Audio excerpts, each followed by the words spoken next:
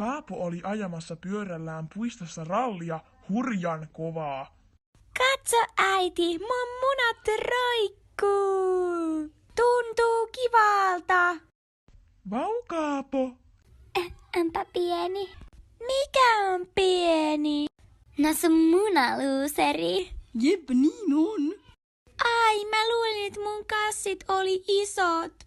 No ei tosiaan, tuppa katsomaan mun. Niin, mekin mennään kattoo.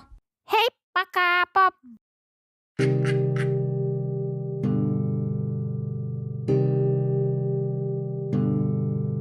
Anteeksi, mutta Leo on oikeassa. Entä Roosa?